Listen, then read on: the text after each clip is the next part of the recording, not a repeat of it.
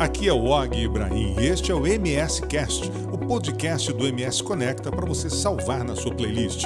Fique antenado com tudo o que acontece por aí.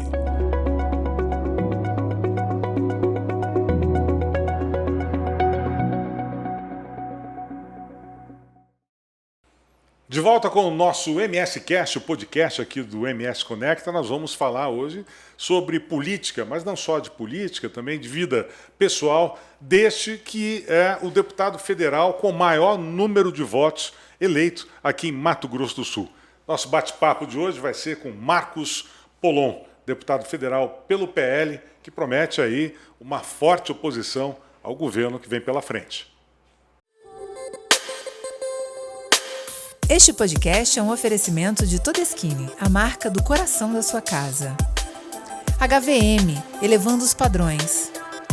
E Magitech, o tempo todo cuidando do seu tempo. E 067 Vinhos, tudo pelas experiências. Bom, nosso bate-papo de hoje é com o deputado federal eleito aqui por Mato Grosso do Sul, pelo PL do estado, Marcos Polon, né, o deputado federal com o maior número de votos aqui em Mato Grosso do Sul, mais de 103 mil votos. E foi uma surpresa porque muita gente não conhecia a atuação de Marcos Polon. E eu vi muitos colegas, inclusive, perguntando, poxa, de onde veio o Marcos? Então ele vai explicar para a gente um pouco dessa história e vai contar essa trajetória política que o fez chegar aqui. Deputado Polon, muito obrigado por ter nos concedido um tempo aqui para a entrevista. Que isso, Og, eu que agradeço. É quase que a realização de um sonho. Todo sul-mato-grossense é teu fã, né? Então, ter uma oportunidade dessa aqui para nós engrandece bastante. Eu fico muito feliz. E realmente isso foi uma realidade. Tem até alguns colegas jornalistas, seus colegas, que acham que eu sou paranaense, que eu sou paulista. É verdade, que Tem o pessoal que fala na rádio, não, esse paranaense veio aqui, teve um monte de voto. Mas eu sou natural de Dourados, sou nascido e criado em Dourados. E tinha algumas pessoas que conheciam o meu trabalho fora daqui e achavam que eu era paulista ou de Brasília, porque... Você vive em Brasília já há bastante tempo. Já há bastante tempo. E aí o que aconteceu? Eu vinha para o aeroporto para cá, para estar com a família, para vir que o pessoal me contava, nossa, o que você está fazendo aqui? Eu falei, cara, eu moro aqui. Mas é normal e acho que com o tempo vai dar para conversar com todo mundo.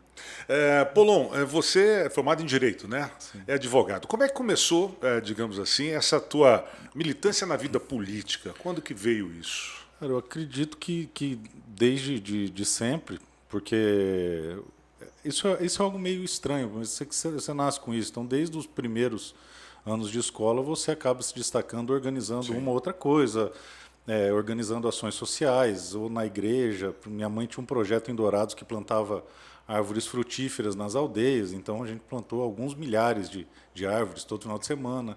E aí você tem esse envolvimento, você vai vendo isso, vai se interessando, vai estudando desde muito novo, ou com movimento, trabalhava em movimento de igreja, momentos que eu teve, enfim, uma porrada de coisa. Aí quando eu entrei no curso de Direito, isso começa a aflorar mais.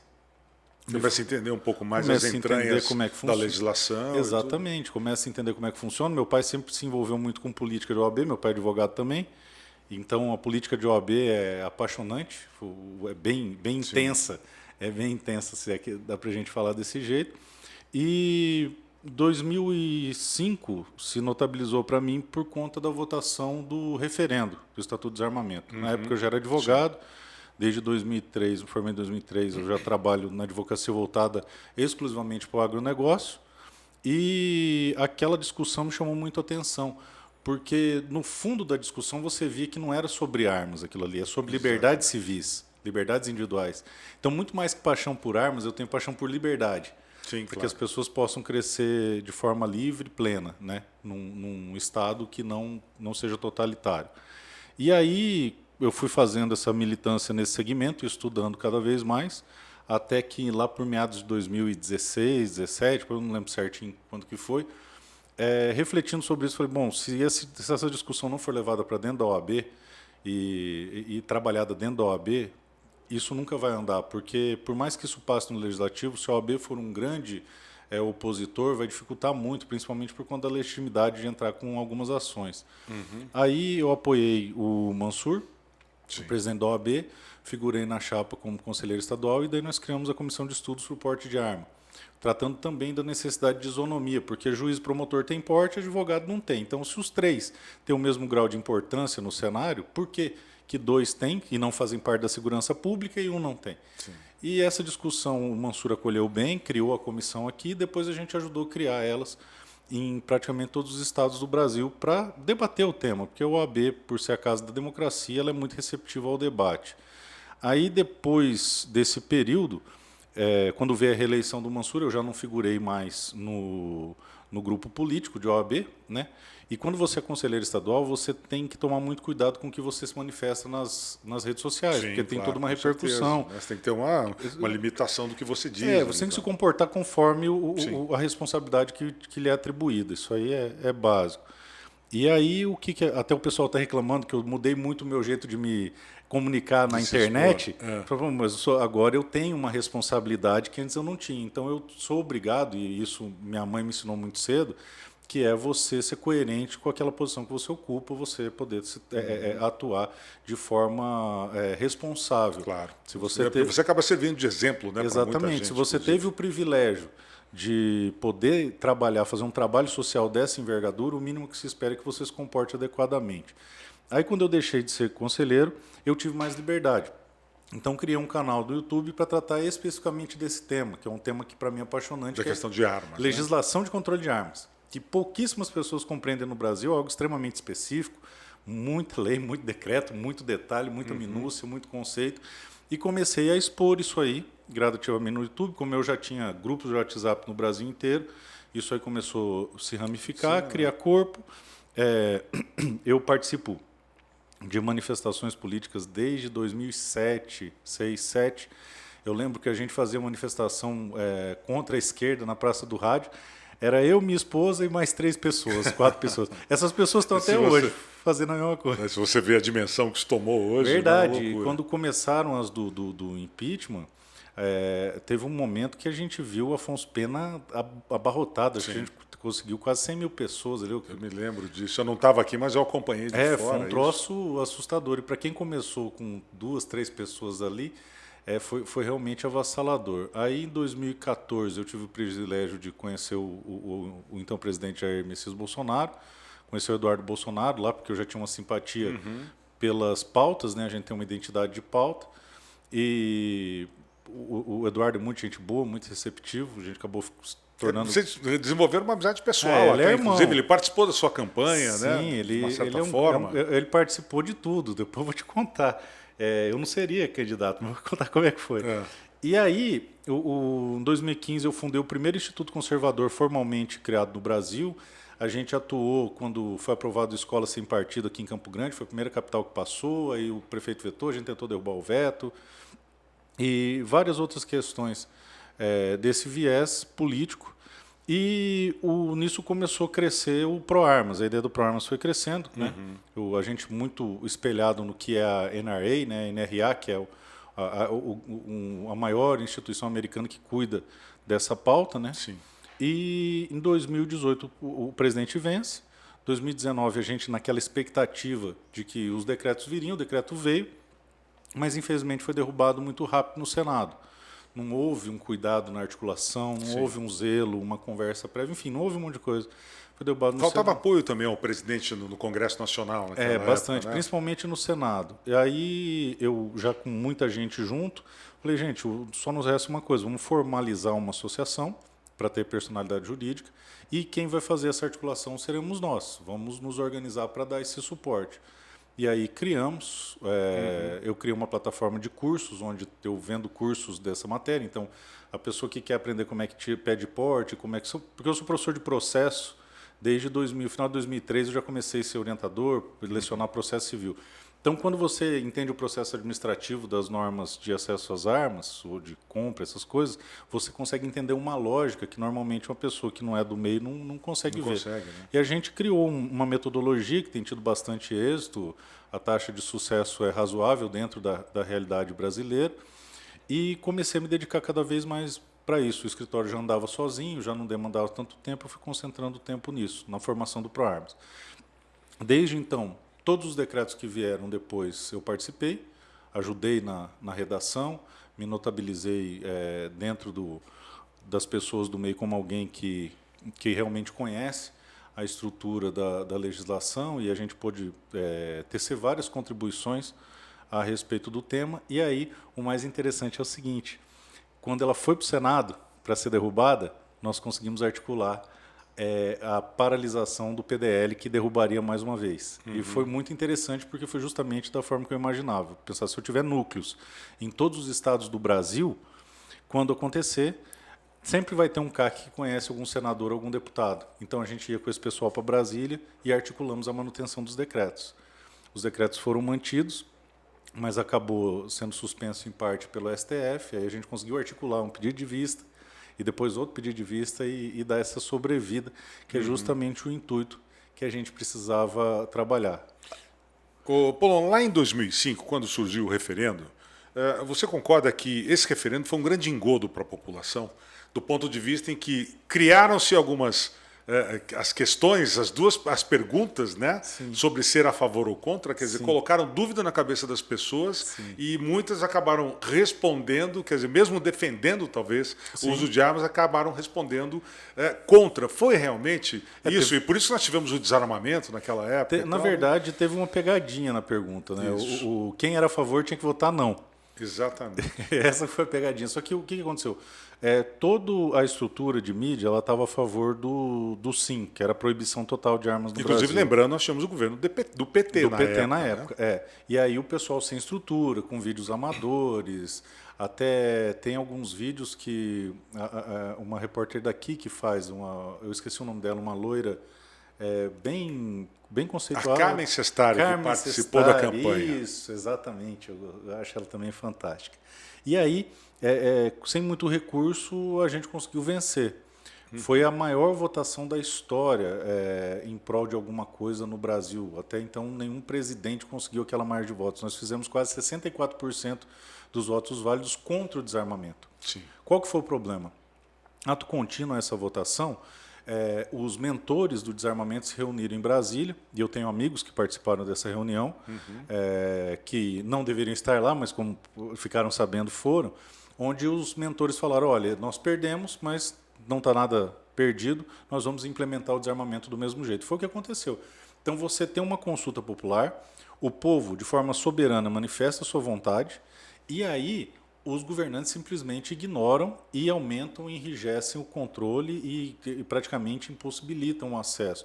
Num engodo muito grave. Falam, não, é possível, só que é um possível muito improvável que eles tornaram. E aí isso cria uma outra coisa, porque quando o presidente vem, ele vem responder o anseio da população, que é você poder se defender sua casa. Sim, claro, ter o direito de portar, de ter uma que é o direito à defesa. Exatamente, que é o reconhecimento do que aconteceu lá em 2005. E aí, no constitucionalismo tem uma teoria que é a teoria do princípio do não retrocesso, ou seja, todo avanço que acontece em direitos fundamentais, ele não pode retroceder. Então, mesmo que você mude a Constituição, se tocar naquilo ali é inválido. Certo. Qual que é o raciocínio que a gente tem? Bom, você teve uma manifestação pura do dono do poder constituinte originário, que é o povo, dizendo que quer ter acesso a armas de fogo. Dessa maneira, qualquer avanço nessa pauta é atingida pelo princípio do não retrocesso, porque foi o povo que falou. Então, se o povo falou, qualquer medida que venha restringir alguma abertura que foi concedida, ela seria inconstitucional. Mas eu acho que o Supremo que nós temos hoje é bem pouco provável que isso implaque. Isso foi um problema muito, muito grande. Nós fizemos a votação, nós ganhamos, mas até hoje não levamos. Ganhamos, mas não levamos. Né? Exatamente. Bom, falando um pouco da tua carreira política, depois a gente vai voltar a tocar nessa questão das armas, mas você disse que, de uma certa forma, veio para a política através da amizade que você desenvolveu com a família Bolsonaro, com o Carlos Bolsonaro. Como é que começou essa história com eles? Cara, foi quase na marra. O que acontece? Eu sempre pontuei que eu não seria candidato a nada. Sim. Minha esposa tinha uma aversão terrível a cargo público, e o máximo que ela me permitia era fazer o trabalho de bastidor, que eu tenho feito desde 2005. E aí não seria de jeito nenhum, não tinha essa pretensão, porque as pessoas não sabem como que é a vida de um político. É muito superficial o material que as pessoas têm acesso. Porque se o político quiser trabalhar, ele tem que viver quase que um sacerdócio. Eu conheço bons políticos que chegam na Câmara às 7 da manhã, às vezes antes, 6 da manhã, começam as reuniões e saem de lá depois da meia-noite, 1h da manhã, Exatamente. se alimentando mal. É uma dedicação exclusiva e não tem Terrível. outra coisa. E aí, se você pensar assim, puxa vida, são as 513 pessoas mais bem-sucedidas naquele setor. Se você pegar as 513 pessoas mais bem-sucedidas de qualquer setor do Brasil, tem uma qualidade de vida bem superior no deputado. Pelo menos em termos de tempo de trabalho, às vezes. Tempo de trabalho e de receita também, porque se você pegar, por exemplo, os 513 maiores jornalistas do Brasil, vive bem melhor que qualquer deputado. Os 513 vendedores de lanche do Brasil, os melhores, tem redes e tal, não sei o que, enfim.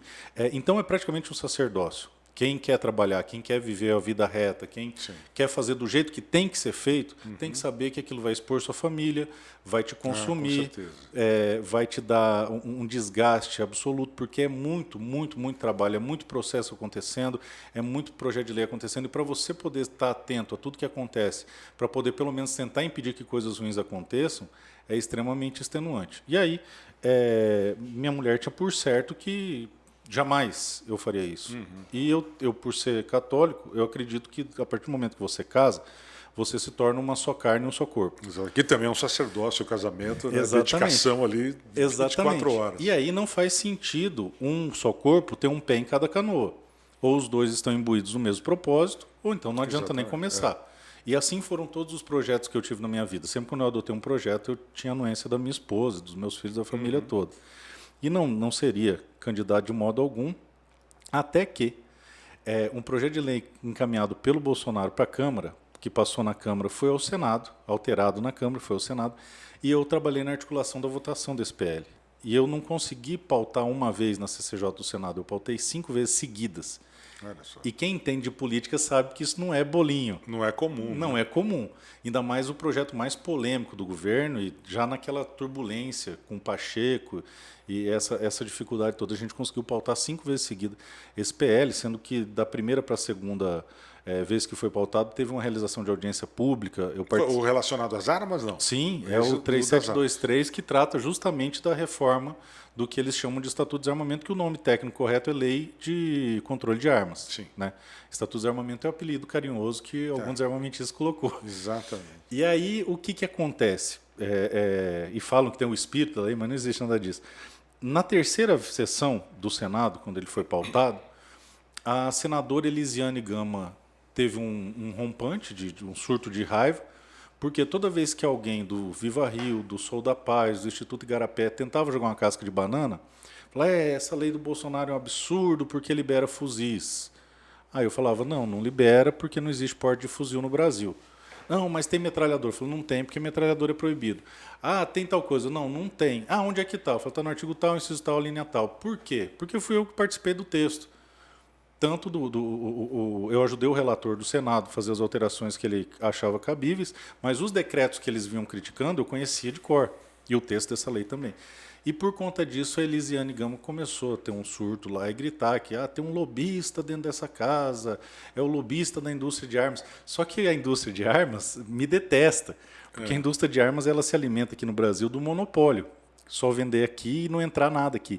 E eu trabalho incessantemente para abrir o mercado. Para abrir o mercado, senão vira um monopólio, vira um cartel. Isso, e sempre foi assim, porque por isso que todas as licitações no Brasil são direcionadas, não é que são direcionadas, mas só ganhavam uma empresa. Sim. Quando o mercado se tornou atraente, começou a vir as importadas, então hoje você vê policial com Glock, com Beretta, com CZ, que são armas de muito mais alta qualidade. Eficiência, exatamente. Que são feitas fora. Né? Exatamente. E aí ela, lobista da indústria das armas, eu peguei e ri, né? Falei, pô, se tem uma coisa que eu não sou, é lobista da indústria.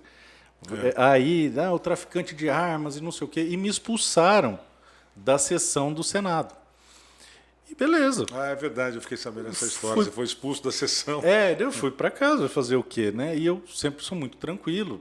Aconteceu, fazer o quê? Eu vou chorar? Não dá, né? Aí eu cheguei em casa e minha esposa estava transtornada, porque foi televisionado, né, na TV Senado, estava com o olho inchado, chorou, brava, tudo. Ela pegou, a primeira coisa que ela falou para mim, falou, agora você vai. Agora eu não me oponho mais. Se eu sei o que você vai, eu falei, amor, não é assim, tem que ter uma construção, eu não construí, eu não tenho base e tal, não sei o que. As pessoas nem sabem que eu sou do Mato Grosso do Sul. Uhum. Aí ela falou, então é o seguinte, eu não me oponho mais. Beleza, tivemos essa conversa e acabou aí, não toquei para frente. Fui viver minha vida, normalmente. E aí estavam todos morando em Brasília, até que um determinado dia ela falou, ó, vou para Campo Grande, não aguento mais, e tá difícil aqui para mim. E eu achei que era tipo, vou cortar o cabelo. Sim. E aí Sabia que ela vinha de mudança de eu peguei e vez. falei, beleza, amor, vai, tranquilo, quer mudar, muda. Aí no domingo ela, ó, achei uma casa na internet, tá aqui, tá aqui, tá aqui. Segunda-feira me apresentou o contrato, fechou pela internet, sem ver a casa, desse jeito. Na sexta-feira estava encostando o caminhão de mudança lá. Olha. E aí mudaram, que isso aí foi lá por janeiro, fevereiro, março, abril, lá por abril, março, abril. Do ano passado. Desse ano. Deste ano. Desse ano, cara. Já. Aí na outra semana, o Eduardo me chamou para gravar com ele um quadro que ele grava, que é o Brasil Precisa Saber. E tal. Aí falei como é que estava, e logo em seguida, lá por maio, ele me chamou para gravar aquele curso que ele disponibilizou, explicando questões de política. Eu falava de armamento, né? Aí no intervalo da gravação, ele, e aí, velho, como é que tá? Falei, cara, tá esquisito. E isso foi muito estranho, porque quem convive comigo sabe que eu não reclamo em hipótese alguma. Se você ficar o resto da vida andando comigo, você nunca vai me ouvir reclamar. É muito, mas muito, muito difícil. E aí eu peguei e acabei falando, cara, tá difícil, porque minha esposa não acostumou com Brasília, foi todo mundo embora. Ele falou, cara, é assim para todo mundo. Você acha que minha vida é diferente da sua? A única casa que eu vou comer churrasco é na sua. Então agora eu tenho menos uma casa para ir, porque eu, você, o Seife, o Mário Frias e o André Porciúncula. Era a turminha ali que a gente se juntava. Falei, então, cara, foi embora. E aí, o ProArmas lançou candidatos em todo o Brasil. Eu lancei candidatos em todos os estados do Brasil, deputado federal, estadual e alguns senadores. Sim. E nós elegemos 23 parlamentares federais, eu sou um deles. Então a gente tem quase que uma mini bancada lá. Uma bancada boa até, né? A gente está maior do que, eu acho que alguns partidos Com certeza. de quantidade. Porque foi pluripartidário, focado na pauta e tal, não sei o quê. E fizemos alguns campeões de votos, Brasil afora. Ceará, o campeão de voto é nosso, DF, campeão de voto é nosso, Mato Grosso do Sul. Aqui você... É nosso. E aí... eu falei para ele, cara, Mato Grosso do Sul tá difícil de eu escolher candidato, cara, porque diferente dos outros estados, lá eu conheço todo mundo, eu sei a história de todo mundo. No outro estado te apresentam alguém, você beleza, endossa. Mas no meu estado, onde eu nasci, Lógico. eu não consegui encontrar alguém que refletia... E que representasse a causa também, Exatamente, de uma certa forma, esse apreço pela pauta. E aí o Eduardo estava comendo uma tapioca, ele pegou e falou, Polon, você sabe como é que política funciona, cara, você não é menino, você está aqui faz tempo. E é das duas uma, velho. Ou você dá seu nome, ou você não reclama. Se vira com o que você tem. Vai lá e pega qualquer um. Mas você fica com essa frescura de sua mulher não deixa, não sei o quê, parará. Eu falei, cara, minha mulher deixou. Ele Pronto, bateu na tá mesa e resolvido. então você vai.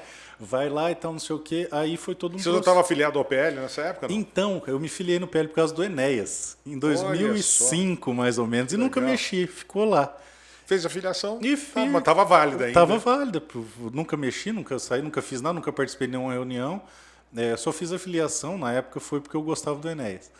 Aí, foi bem engraçado. Foi uma sucessão de acontecimentos que foram levando a um encaixe perfeito. Sim, assim. estava predestinado a isso.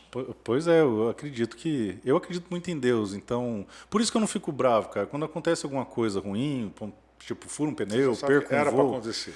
Porque quando eu tinha uns 33 anos, eu participei de um retiro com a minha esposa, que a palavra do retiro era Romanos 8:28. Todas as coisas concorrem para o bem dos que amam a Deus. Então, durante a minha campanha toda, o pessoal chegava para minha esposa, ele está muito estressado? Ela falava, não, nunca teve tão tranquilo. Ele chega, desliga o celular e dorme. Coisa boa. Minha missão é trabalhar das 6 à meia-noite. Nesse meio é raro. Eu vivo assim, cara. Eu faço o que é para eu fazer. Fiz o que é para eu fazer, beleza, a bola não está mais comigo, está com quem resolve a parada. E aí vim com o Eduardo falando isso, aí eu procurei o Bolsonaro. Aí o Bolsonaro é um cara muito interessante de conversar, é bem legal. É que eu cheguei, ele, o cara das armas aí, não sei o quê, e aí, Polon, não sei o quê. Eu falei, e aí, presidente? Eu falei, presidente, o senhor no Brasil está assim, assim, assado, o nosso movimento fez isso, isso, fui prestando contas. E no Mato Grosso do Sul, não, já sei. Vai lá e faz sua campanha. Já falei com a Tereza. Eu falei, então, vim aqui pedir a benção ao senhor. Não, vai fazer a sua campanha. Beleza. Falei, bom, então eu tenho o Eduardo me apoiando, tem a benção do presidente. Tem a Tereza, que apoiando, que é uma gigante, nossa, não só no Mato Grosso do Sul, mas no Brasil e no mundo. Inteiro, né? É extremamente respeitado. E aí Fui, minha esposa deu ok novamente, eu falei com meus filhos, com meus pais. Aí eu falei, bom, agora falta o meu diretor espiritual, né? Padre, tô pensando em vir candidato. Ele falou, que bom, meu filho, votei em quem votar. Não ia votar em ninguém, então isso aqui é só no Bolsonaro. Eu falei, bom, o senhor aprova? Ele falou, aprova, daí faz sua campanha. Daí eu comecei a fazer sem recurso, sem nada. Eu tive praticamente um mês só de pré-campanha. Consegui rodar quase que o estado inteiro, só na sola de sapato. Só que o interessante é isso, no Mato Grosso do Sul tem 20 mil CACs. E praticamente todos me conheciam. 20 mil? 20 mil. Em Mato Grosso do Sul? É um número relativamente expressivo. alto, né? Expressivo. Aí, no decorrer da campanha, eu lembro que eu cheguei para o Cláudio, né, que está junto com a Tereza, que trabalha com ela há bastante tempo, amigo, tal, não sei o quê, e era o que estava cuidando da campanha dela, e eu pedi orientação para ele, perguntar como é que a coisa funcionava, porque eu não tinha a menor noção, né? Eu falei, cara, tá difícil, tal, porque a maior parte do meu gasto foi em material gráfico, né? Aí eu falei, eu fiz 5 mil adesivos perfurados, mas já foram todos. Daí ele pegou, olhou para mim e falou, você colocou 5 mil perfurados involuntários? Eu falei, foi, 5 mil perfurados involuntários. Coisa, né? Falou, cara, você está eleito, bicho, você tem no mínimo 5 mil cabo eleitoral trabalhando para você. Com certeza. E aí, nas pesquisas eu sempre em último, até o final. Não pontuava ali nas pesquisas. Não, eu ficava lá atrás de todo mundo. Eu sempre, nas pesquisas daquela. Que na proporcional é quase impossível você medir. Não tá. Pesquisa para deputado estadual e federal é difícil você ter uma acuracidade ali. E aí, o que aconteceu? A coisa foi indo. Logo no começo, o primeiro lugar que eu visitei foi Chapadão do Sul, quando a minha história no agro. Eles compraram a ideia, aí visitei as principais cidades voltadas do agro no Mato Grosso do Sul, expliquei a proposta pessoal, o pessoal abraçou a campanha, comprou a ideia, e quando abriu a urna foi bem legal, porque as pessoas olhavam para mim e falavam, quantos votos você vai fazer? Todo lugar que encontrava. Eu falava, bicho, eu quero fazer uns 100 e alguma coisa. O pessoal achava que eu era maluco. Eu falei, esse cara é doido, nunca. Tem um deputado que estudou comigo e falou, não, você vai fazer lá seus 5 mil votos, vai ser bom para você aprender, vai ser divertido, tal, pegar a experiência. E aí, quando abriu, realmente se consolidou. Foram mais de 100 mil votos. Foi uma surpresa para você também, né? Essa quantidade de votos ou não? Eu esperava, cara. Você já esperava? De verdade, isso? Eu esperava. Pelo contato que você teve com as pessoas, pelas andanças? Algo me dizia que ia ser acima de 100. Eu tinha certeza que ia ser acima de 100, desde o começo. E aí, nas cidades do agro, eu fiquei em primeiro em Maracaju, fiquei em primeiro em Cidrolândia, fiquei primeiro aqui em Campo Grande. Campo Grande eu fiz quase 40 mil votos, só aqui foi 38, 39. Olha só. Fiquei em primeiro em Camapuã, Chapadão do Sul e Pedro Gomes. Então, foi 7 cidades. Eu fiquei em Maracaju, acho que eu já falei. Dourados eu fiz quase 10 mil, ou um pouquinho mais, 10 mil, por ali na casa dos 10 mil. E o mais interessante é o seguinte, eu tive votos em todos os municípios do estado, sem exceção. Em todos? Todos. Olha só todos. Que interessante. Por causa para quem era, entre aspas, um cara que não era daqui. Desconhecido e não era daqui, né? Exatamente. O engraçado da campanha, Og, é que eu chegava num lugar para pedir voto, o cara falava, então, você não sei que é o Marcos Polon? Eu falei, cara, não aguento mais ouvir falar de você, bicho. Meus amigos pediram voto para você, meu tio pediu voto para você, e você começou a ficar... E na última semana se intensificou muito. E aí eu falei, bom, vai rolar. Bom, você tem um bom público nas redes sociais, né? Quase 130 mil no Instagram, mais de 140 mil inscritos no YouTube. Você acha que isso ajudou, digamos assim, essa influência nas redes sociais ajudou bastante também a tua campanha? Com certeza, principalmente para captar o voto consciente, porque o que acontece? O eleitor consciente, ele pesquisa. Então, quero saber quem que é. Quem que é esse Estão falando tanto desse cara. Exatamente. Ou então você faz aquela chamada na televisão, o cara fala, pô, vou ver quem que é. E eu lembro que eu falava, pesquisa minha história, não vote sem saber, pesquisa minha história, vote consciente, uma coisa assim. Até o Dingo falava, vote consciente e tal. E aí facilita muito, porque rompe a barreira. Você não consegue apertar 103 mil mãos. Então o cara joga no Google e vê que você tem um trabalho ali de anos ali, na mesma linha, com coerência. Então se você pegar um vídeo meu de 5 anos atrás... A linha de diálogo, a linha ideológica é exatamente a mesma. O Eduardo Bolsonaro ele costuma brincar, né? Ele fala, tem algumas pessoas que eu tenho certeza que jamais vão nos trair, porque isso aí seria trair a si mesmo. Porque são pessoas que são do seu convívio próximo, ele sabe que não é que o cara está levantando uma bandeira, o cara é aquilo ali. Então, algumas pessoas como eu, a Júlia Zanata, o Mário Frias, são pessoas, o André Porciúncula, que não entrou, mas também são pessoas que não defendem pautas, são pessoas que vivem aquelas pautas. Sim, Aquilo exato. faz parte da própria cultura, da própria formação, do próprio caráter. Então, é impossível você sair daquilo ali. E por conta disso, as pessoas encontraram coerência no meu discurso, viram que... e eu sempre tive o compromisso de sempre falar a verdade, até brincar, falando, nossa, pessoal, tem gente que fala... que teve com o presidente, que fiz com o presidente, a gente sabe que não acontece. Eu falei, eu não posso nem me dar o luxo de falar isso, porque senão eu levo um pito lá em cima. Diretamente dele, né? Pô, que conversa é essa, né? Mas por exemplo, a tua amizade com os Bolsonaro, de uma certa forma, com o Carlos, isso também ajudou um pouco, né? Trouxe Não, cara, foi determinante para isso. Quando ele falou, você vai ser o candidato, eu falei, cara, eu preciso de uma ajuda sua. Eu falei, eu topo, mas tem 3 condições. A primeira... tal coisa. A segunda, eu preciso que você garanta a minha legenda, porque eu não tenho força política no meu estado. Se não tiver de cima para baixo falando que eu sou candidato, Sim, eu não vou ser candidato. Eu não construí, igual eu falei para minha esposa, tem que construir, eu não construí. Então, se eu chegar de paraquedas, eu quero ser candidato. Como muita gente ganhou em 2018, a sombra, né, do Isso. Bolsonaro, aquela coisa toda. Eu não vou ter espaço. Já não estava tão evidente assim. Não, e eu não ia ter espaço na legenda, porque eu era um ilustre desconhecido Sim, aqui. claro. Os caras falaram, mas quem é você? E brigando com gente de peso que grande. está na política há mais muito tempo. né? Eu falei, eu preciso que você me garanta a legenda, eu preciso de outra coisa aqui, e preciso que você faça um vídeo de apoio para mim, falando que você endossa meu nome, parará, e essa coisa toda. Aí ele falou, bicho, isso aqui, primeira coisa que você pediu, eu vou ver e te falo. A segunda coisa que você pediu, que é a legenda, eu garanto. E a terceira não vai rolar não, cara. Não vou fazer vídeo para você. Daí eu falei, não, então beleza. Que era o principal, né? Daí eu falei, cara, beleza, então, vou fazer o quê? Daí ele falou, não, vou lá no seu estado. Eu falei, para. Puxa, melhor do que o vídeo. Para que você vai lá no meu estado. Ele falou, não, eu vou lá assim, fica frio.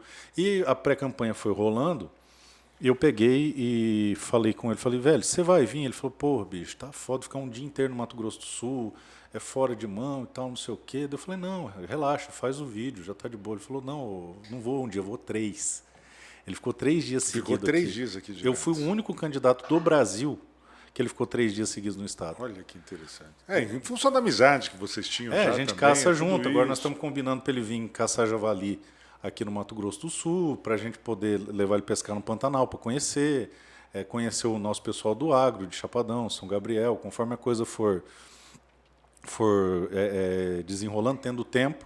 Eu já combinei com ele de levar em todos esses lugares aí para eles saber como que é o nosso estado, porque é um estado que é muito pujante, é muito bonito.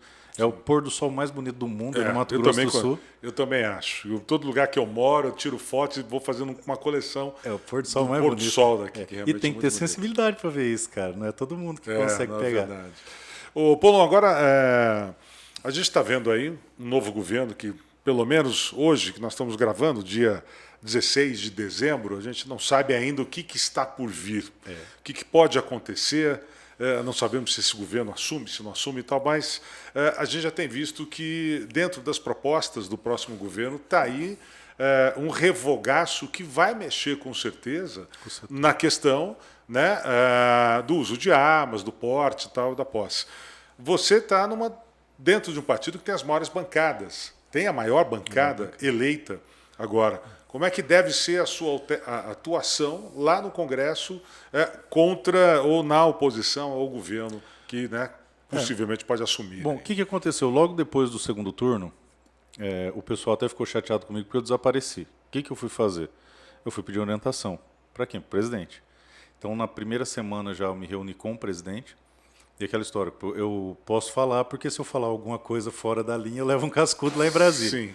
Me reuni com o presidente, estava o Eduardo Bolsonaro, eu e mais uns 8 deputados desses que eu falei, com uma identidade ideológica bem marcante. Tá. E aí a gente não tratou a respeito de nada relativo à eleição, isso não entrou na pauta, mas a gente foi pedir orientação, como que a gente devia se comportar. E o presidente falou, olha, vocês têm que se preservar, vocês têm que se manter em silêncio, não podem se expor, é importante que vocês tomem posse, que sejam diplomados, que assumam. Então, Mantenho a discrição, sabedoria, porque coragem sem sabedoria é rompante, é burrice. Ele usou até um termo específico lá, eu não vou lembrar agora. E aí eu ocupem espaços, façam as articulações necessárias para poder conseguir ganhar espaço. A orientação aqui é nesse sentido, aí deu algumas orientações específicas. E aí foi o que eu fiz. Então, algumas pessoas ficaram muito frustradas comigo aqui no Mato Grosso, porque chegavam, e aí, o que vai acontecer? Aí eu falava, olha, o que vai acontecer é o seguinte, a repressão vai aumentar, então seja responsável, não se exponha, e tudo pode acontecer, inclusive nada. E aí o pessoal... Esse é o grande medo da nação. E aí o pessoal ficava muito frustrado, porque aí que tá. Eu tenho uma característica muito peculiar, que eu não faço prognóstico, não faço previsão, eu trabalho com fato. E o fato que eu tinha era esse, eu não tinha informação nenhuma privilegiada, não tenho ainda, não sei de nada, não entramos nesse assunto, não tratamos desse assunto, e eu não fico importunando, se você falar não para mim vai ser uma vez só, eu não vou ficar te atormentando com algo, então eu recebi uma orientação, é para ser discreto, é para ficar quieto, e é para fazer esse trabalho de articulação. Então, em relação à pauta das armas, o que eu fiz? Eu conversei com muitos senadores, que são amigos já de longa data, conversei com as principais lideranças do centro e da direita, conversei com o Arthur Lira, conversei com o PP, conversei com republicanos, conversei com a bancada inteira do PL, e conversei com os nossos eleitos, porque a gente tem quase que um em cada partido, e é praticamente um consenso que expropriação de bens não é admissível, eles querem expropriar as armas, que um revogaço que destrua completamente o setor não é admissível, e várias coisas que estão sendo faladas em entrevistas não são democráticas, é puro revanchismo político, você vê que é um discurso de campanha. Então, se resume a revanchismo político. Um setor que hoje, segundo levantamentos, e isso você encontra até na revista Veja, responde por mais de 3 milhões de empregos diretos, 4,7% do PIB, quase 10 mil empresas diretas no setor, quase 100 mil empresas indiretas. Você começar janeiro botando 3 milhões de pessoas na rua num canetaço, isso é uma decisão... Isso é extremamente antidemocrático. Antidemocrática e complicada. Exatamente. Hoje mesmo, principalmente se você levar em conta o referendo, eu debati com um deputado, que é até advogado do PSB, que está participando do texto. Eu falei, deputado, a única coisa que nós estamos pedindo é diálogo. Vamos homenagear a democracia. A democracia é feita com diálogo. A gente pode ter acesso ao texto. Não, porque o Bolsonaro fez um libera geral, não sei o que. Eu falei, deputado, o decreto do Bolsonaro, o primeiro que foi ter eficácia, veio lá por outubro. Vocês estão querendo fazer no primeiro dia de janeiro. Nós vamos tomar posse só dia 1º de fevereiro. Então vamos esperar janeiro, vamos debater. Tem coisas do setor que o senhor não conhece, tem alguns termos técnicos, isso aí. Um debate que foi hoje ao vivo no Antagonista. A gente falando, não, mas a segurança pública tem que ter isso, tem que ter aquilo. Eu falei, exato, deputado, concordo contigo.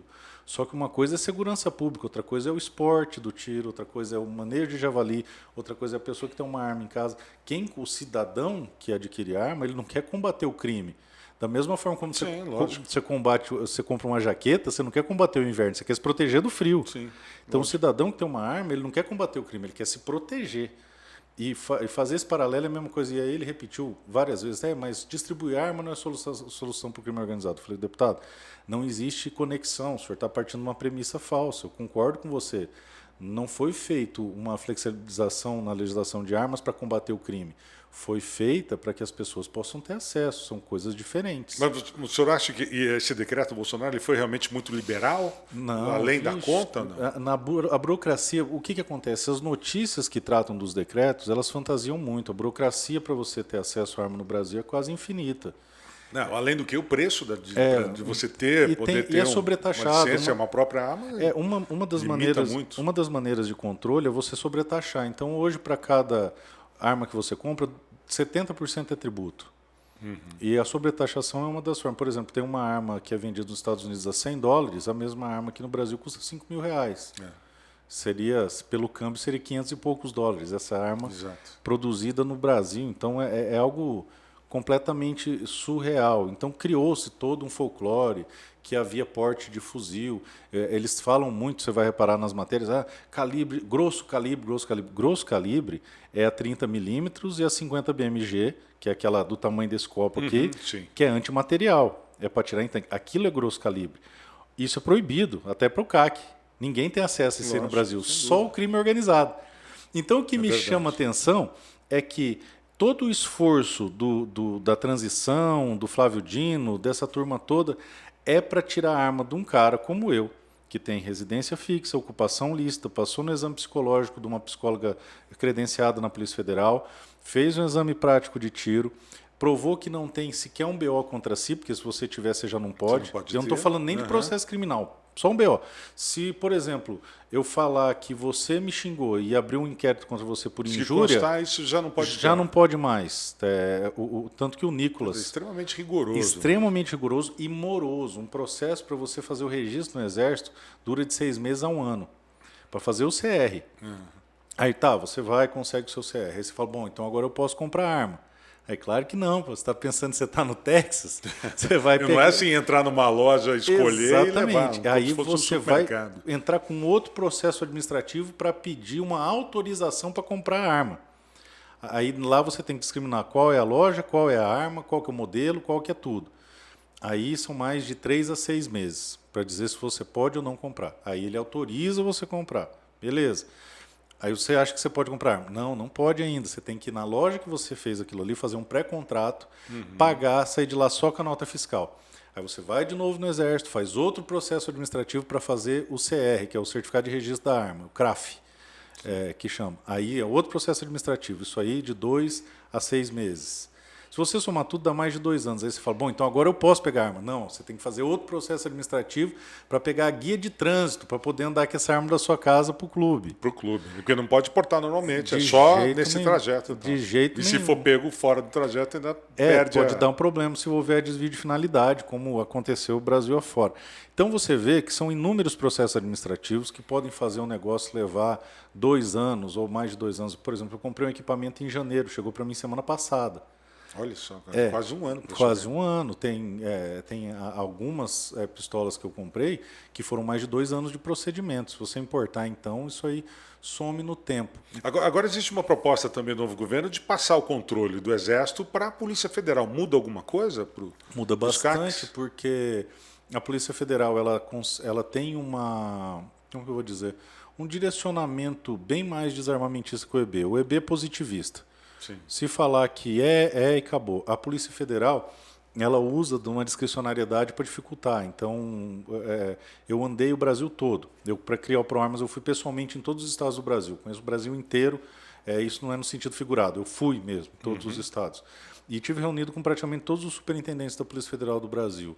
Em todas as ocasiões, eu fiz uma pergunta. O que é efetiva necessidade? Nenhum tem uma resposta. Efetiva necessidade é um critério que foi inventado pela Alemanha nazista para tirar arma de judeu e cigano. Tá. E aí foi importado para o Brasil, que o nosso Estatuto de Desarmamento ele é inspirado no desarmamento nazista. Olha que legal. E só desarma o cidadão do bem, porque o criminoso continua armado. E aí não tem esse critério objetivo. O que acontece? Quando você vive no Estado Democrático de Direito, ele se caracteriza pelo império das leis e não do rei.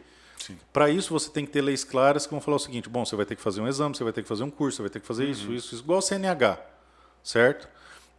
Na arma de fogo, não, é assim, você tem que provar um critério abstrato de um conceito aberto que é efetiva necessidade, que absolutamente nem ele sabe o que é.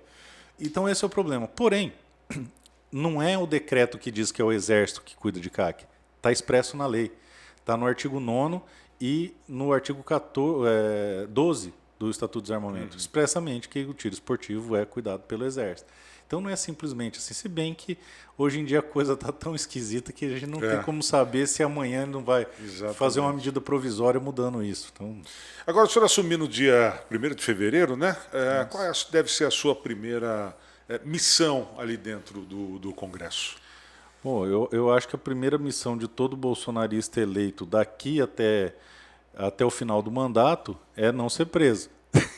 Essa é verdade. Até um amigo meu me ligou de Brasília preocupado, falou, cara, que aí? Eu falei, cara, eu não falei nada nas redes sociais, você não vai achar absolutamente nada meu atacando ninguém, falando nada. Eu, por ter formação acadêmica de advogado, ter sido professor... Se bem que o julgamento deles é muito também subjetivo. O julgamento que o STF tem feito sobre uma série de casos, né? Parece que foge um pouco a lógica. Prende você porque sim, né? Eu falei, bom, só se me prender porque eu estou postando que eu confio no presidente, que isso eu posto com frequência. Confio no presidente. E ele se mostrou bastante preocupado. Então isso é uma realidade, porque, por exemplo, vou dar alguns exemplos para você. Teve algumas redes sociais que foram bloqueadas de pessoas que nunca falaram nada.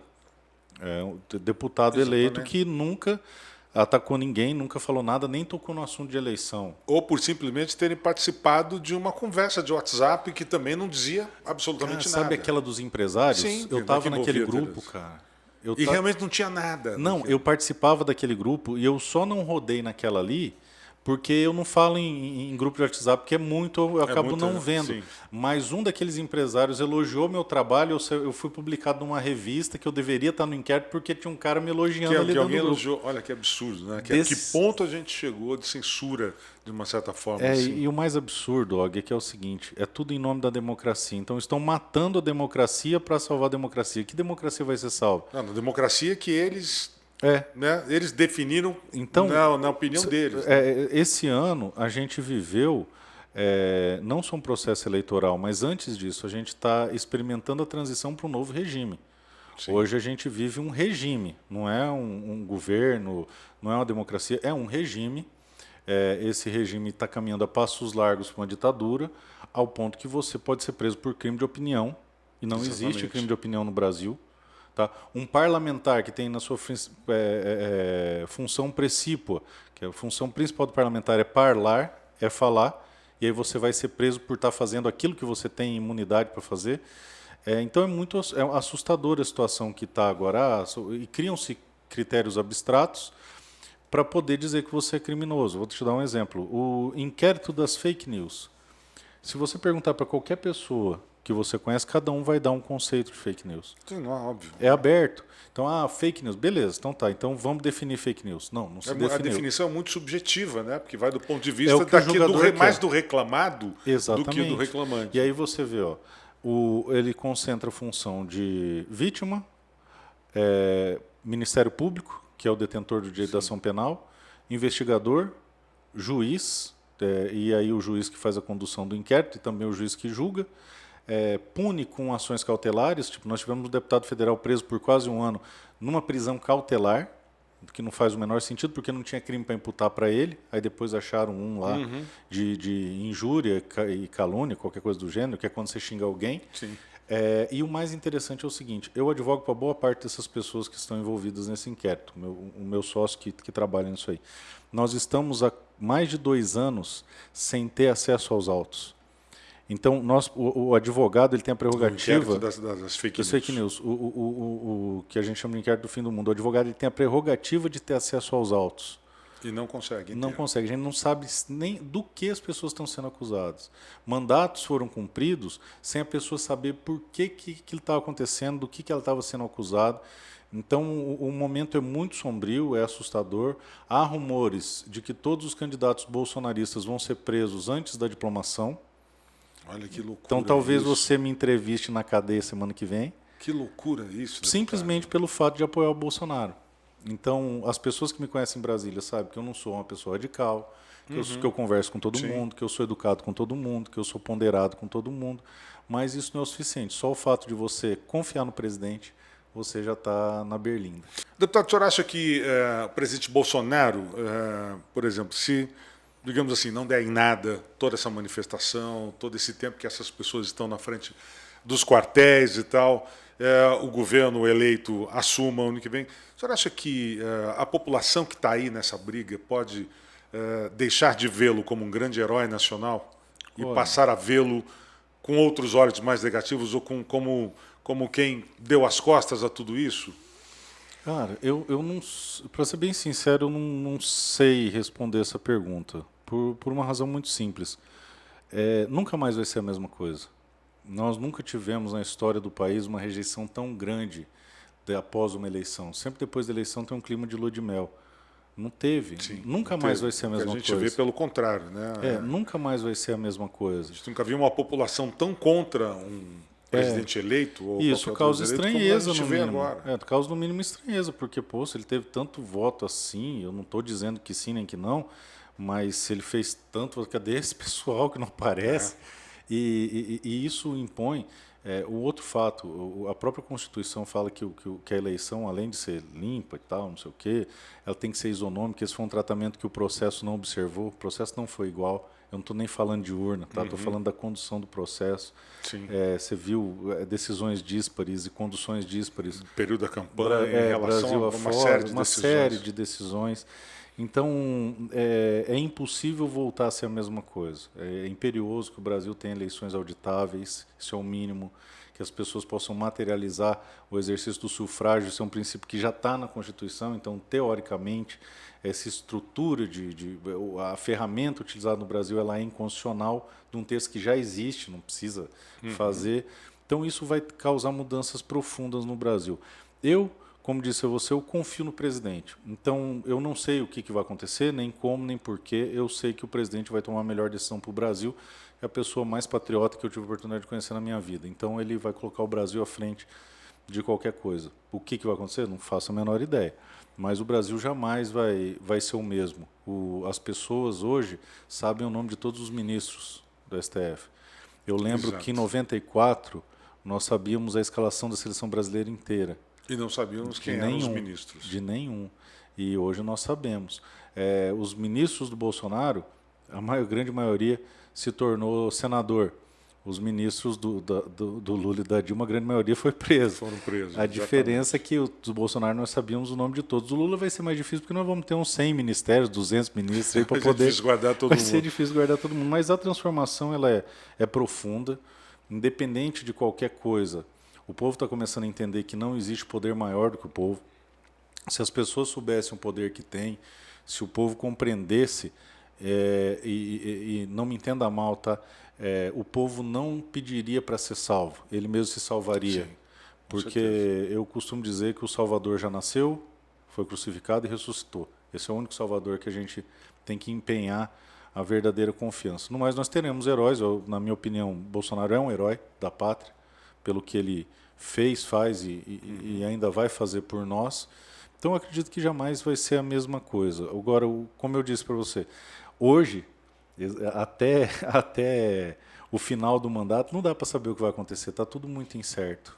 E o senhor acha que deve ser uma das legislaturas mais desafiadoras, acho que de toda a história da política nacional, diante desse fato de a gente estar vivendo essa polarização tão grande, esse momento que nós estamos vivendo? Eu acho que vai ser bem complicado, porque o PT ele tem um modus operandi muito peculiar.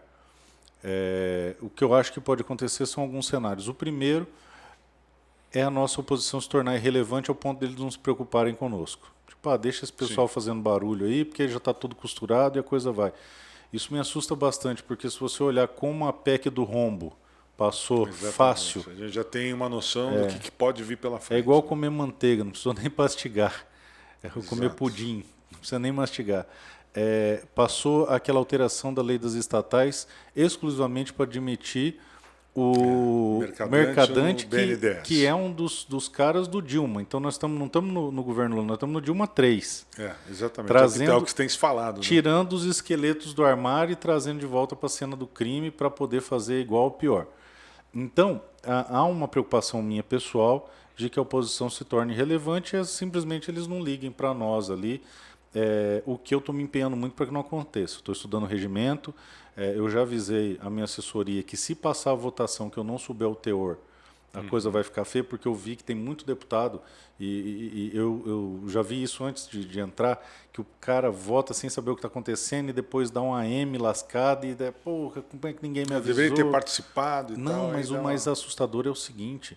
É jogado no plenário sem dar tempo de discussão. Quando o pessoal vê, já foi. Já foi embora. E não deu tempo nem de discutir. Então eu deixei bem claro para minha equipe, jamais vai passar um PL aqui nessa casa sem que eu saiba o teor. E jamais eu vou votar sem que eu saiba o teor, nem que a gente tenha que morar aqui dentro. E aí estou estudando, eles estão vendo meu empenho, estão vendo que eu estou estudando, estou pondo todo mundo para ralar também.